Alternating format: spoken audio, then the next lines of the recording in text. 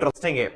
आपको मालूम है हाल ही में वैकेंसी आई आरबीआई ग्रेड बी की, जिसकी अभी शॉर्ट नोटिफिकेशन आ गया है और इसका कंप्लीट नोटिफिकेशन किसी भी दिन आ जाएगा। एक कमेंट मैंने पढ़ा जिसमें एक बच्चे ने लिखा कि क्या सर आरबीआई ग्रेड बी जो ऑफिसर होता है उसकी जो रैंक होती है, जो उसका लाइफस्टाइल होता है, जो उसका सैलरी पैकेज होता है, क्या वो वैसा होता है जैसे कि एक आईएएस ऑफिसर का होता है? तो आओ दोस्तों, आज इस पर हम एक कंपैरिजन वीडियो करेंगे और बड़ा अच्छे से समझेंगे।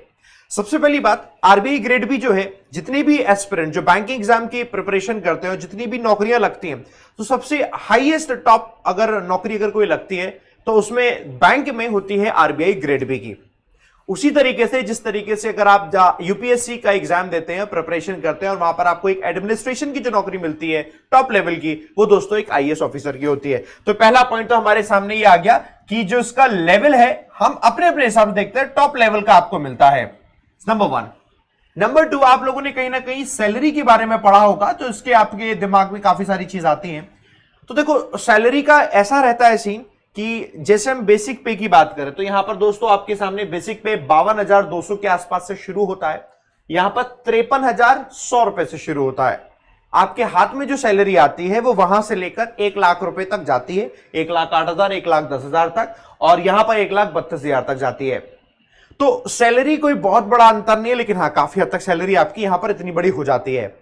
अब इसके बाद मिलते हैं पर्क्स। आओ जरा इन पर्क्स की बात करते हैं। पर्क्स वो एक ऐसी चीज है दोस्तों, पर्क्स एक ऐसी चीज है जो कि काफी बड़ा डिफरेंस जो है क्रिएट कर देती है। जैसे कि आरबीआई ग्रेड बी में पर्क्स आपको मिल रहे हैं, रहने के लिए बैंक का अकोमोडेशन होता है, बैंक का अलाउंस मिलता है। आईएएस ऑफिसर के लिए जो जिलाधिकारी का जो पूरा का पूरा बड़ा बंगला होता है, जिसका कंपेयर हम किसी से नहीं कर सकते हैं।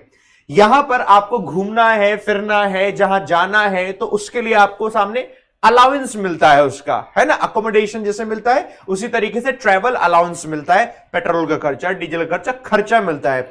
और यहां जब आप आईएएस ऑफिसर बनते हैं तो खर्चा क्या, आपको तो पूरी पूरी गाड़ी ही मिलती है। आप उस गाड़ी पे सवार हुई और जहां जाना है, ऑफिस के काम से रिलेटेड वहां जाना है वहां जाइए।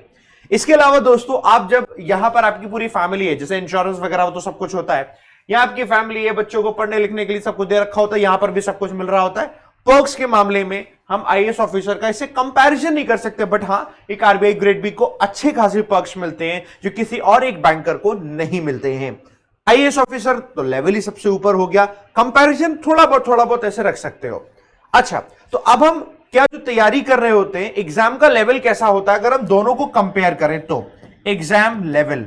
तो दोस्तों मैं एग्जाम लेवल को आपको, जो आपके अंदर टैलेंट है और आपके अंदर की इच्छा है, वो आपके एग्जाम के लेवल को मैच करनी चाहिए। जैसे कि अगर आपका मन करता है कि आपको फील्ड वर्क करना है, समझो मेरी बात को, तो आप उस लेवल की मेहनत कर पाओगे।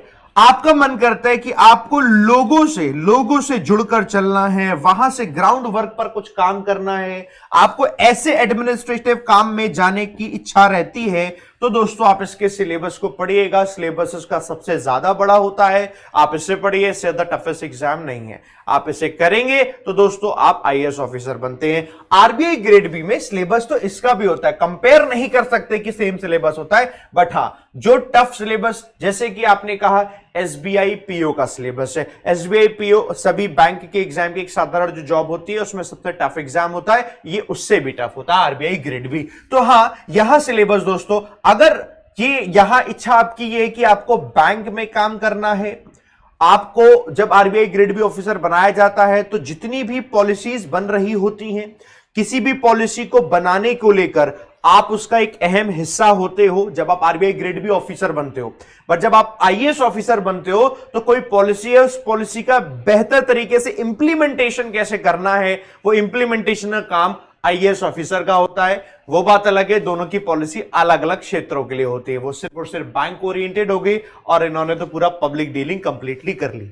तो बेसिकली देखा जाए, अगर आपका मन है ना, कि आप एक बैंक के फील्ड में जाना चाहते हैं, एक टॉप क्लास नौकरी चाहते हैं, तो आरबीआई ग्रेड बी आपकी पहली चॉइस और टॉप मोस्ट चॉइस में से एक है।